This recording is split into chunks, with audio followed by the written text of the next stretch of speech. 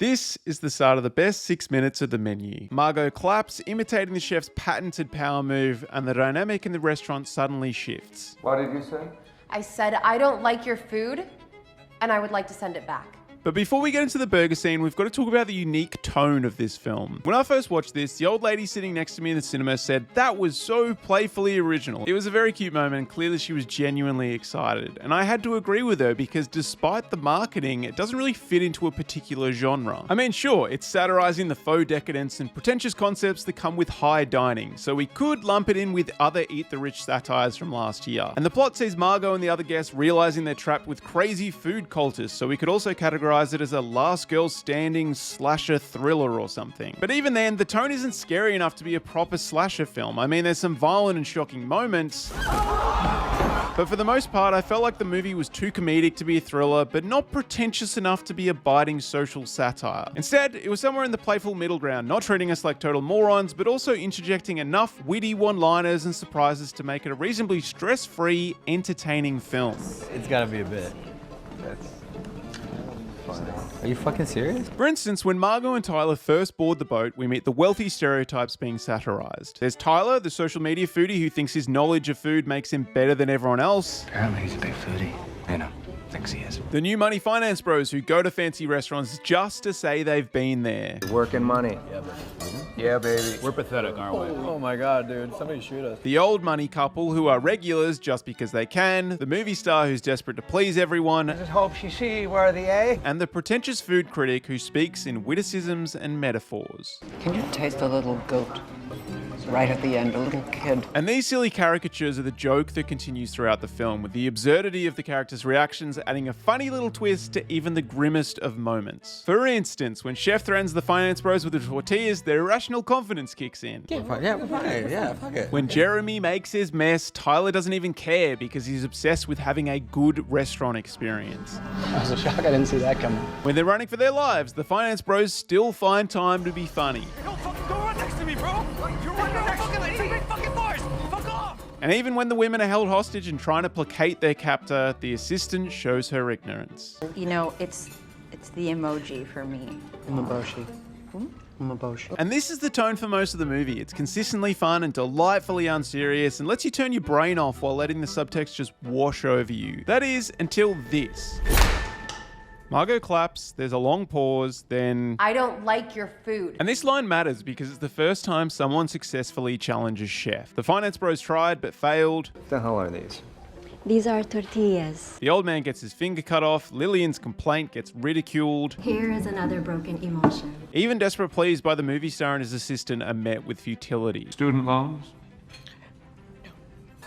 I'm sorry, you're dying. Basically, any attempts to oppose the film's villain are brushed aside with silliness and jokes. But here, Margot gets what she wants in a more serious and heartfelt exchange that flips the power dynamic. Which brings us to the power rankings so far. Chef's at the top, he runs the place, orchestrated the evening, handpicked the guests, the menu, and the staff. His position of power is emphasized by his clapping, the fact that Tyler loves him, and by the simple fact that he's always physically above the seated guests. Next are the staff. They're cogs in a wheel, but at least they know what's happening, which is more than can be said of the customers. For that very reason, the customers are last because they're being puppeteered by Chef with almost no opposition for the entire movie. And Margot is actually already above the rest of the customers because she was the only one who seemed to notice something was a bit wrong from the start. Chef invited her to join their side. You belong here.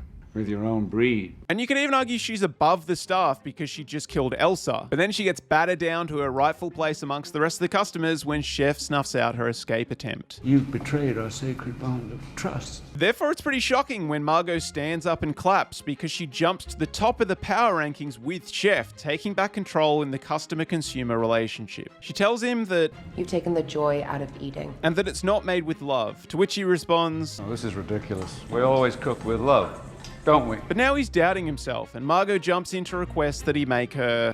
A cheeseburger. And through this simple exchange, Margot reminds Chef why he's made the menu, why she shouldn't be there, and why he needs to let her go. You see, the goal of the menu for the day, as Chef states in his closing speech, is to cleanse everyone. We must be cleansed He believes that wealth and success change people, himself included, and rob them of their joy, their purity, so fire is the only way to save them. We must embrace the flame. Which is clearly bonkers, but it's meant to be a cartoonish criticism of capitalism and excess. Margot is the only dinner guest who does not represent wealth or status, is able to connect with Chef by reminding him of his happy youth before he came to Hawthorne. I haven't desired to cook for someone in ages. This is based on the only photo she saw in his house where he was smiling when he was a simple burger flipper. This inevitably earns her a ticket off the island as Chef finally accepts that she is not deserving of the punishment as she still carries the purity and innocence he once had. Thank you for dining at Hawthorne. She hasn't been corrupted yet, so it would make sense to include her in the menu. And while this scene and her sneaky request to leave Can I get the rest to go? hammers home how different Margot is from the rest of the customers, this is definitely a constant that Mark Mylod hints at throughout the film. No, I don't need details.